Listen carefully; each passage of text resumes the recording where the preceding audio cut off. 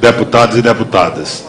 Eu quero cumprimentar aqui, inicialmente, o relator no Conselho de Ética, o deputado Marcos Rogério, pelo seu brilhante voto, que enfrenta de modo judicioso, de modo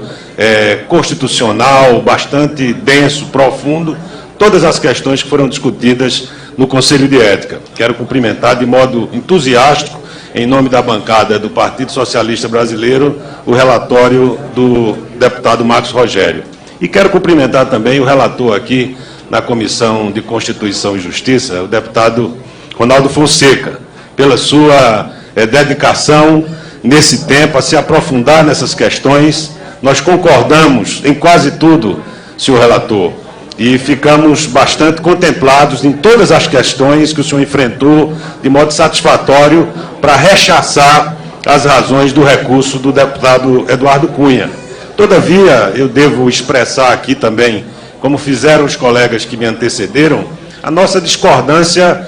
peremptória com relação ao motivo do acolhimento do recurso do deputado Eduardo Cunha, pelas razões que foram ditas, que eu vou aqui rapidamente reprisar. Primeiro, que essa questão foi interpretada pelo Supremo Tribunal Federal recentemente, numa ação de descumprimento de preceito fundamental formulada pelo PCdoB. E o Supremo disse, embora não por maioria, aliás, por maioria, não por unanimidade, que, de fato, essa questão da votação não deveria ser adotada, de modo que a invocação desse precedente não favorece exatamente a conclusão que Vossa Excelência adotou no seu relatório. Depois, incide de modo pleno o artigo 117 do Regimento Interno da Câmara dos Deputados, que diz o seguinte: serão escritos e dependerão de deliberação do plenário os requerimentos não especificados neste regimento e os que solicitem, inciso 12, votação por determinado processo. Foi o que fez o requerimento aprovado pela unanimidade do plenário do Conselho de Ética ao requerer e ver reconhecido esse direito da votação por chamada nominal, que nada mais é do que uma votação nominal que decorre, senhor presidente, diretamente da Constituição da República. Nós vivemos um regime em que o princípio da publicidade, da moralidade pública, que é incidente sobre todos os aspectos nessa questão, e no princípio da transparência. Uma alteração tecnológica não poderia, obviamente,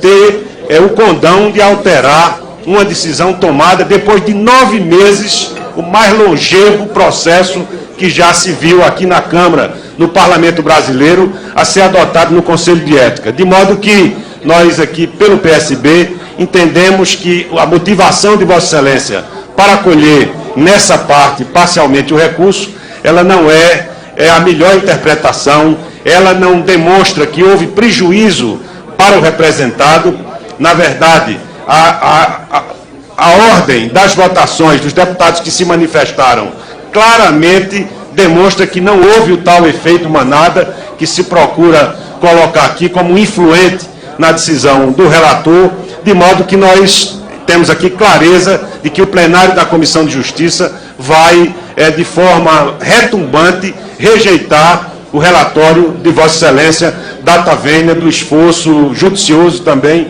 que fez na interpretação dessas razões. Agora, ao longo desse período, senhor presidente, o PSB se manifestou em diversas oportunidades, não apenas pelo estilo autocrático do presidente, não apenas pelas intervenções que fez no Conselho de Ética, evitando o seu regular funcionamento, para que o processo tivesse um prosseguimento regular naquela instância do Parlamento Brasileiro, não apenas pelas denúncias que foram, algumas já acolhidas pelo Supremo Tribunal Federal. Não é um fato menor que o Supremo Tribunal Federal, pela sua composição plenária, tenha decidido suspender o deputado Eduardo Cunha do exercício do seu mandato e, consequentemente, do exercício da presidência do Parlamento. O Brasil inteiro acompanha a votação que se dá aqui hoje, quase tardiamente. Não é tardia porque, seguramente, e eu quero aqui, em nome do PSB, me associar também ao requerimento feito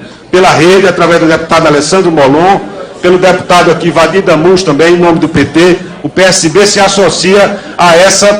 esse requerimento de que haja uma sessão extraordinária na segunda-feira, para que a gente não tenha maiores retardos, porque o Brasil inteiro aguarda uma posição absolutamente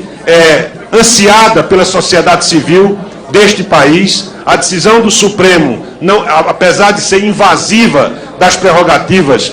do Parlamento brasileiro, mas ela foi necessária, porque depois da gente afastar um presidente da República por crime de responsabilidade,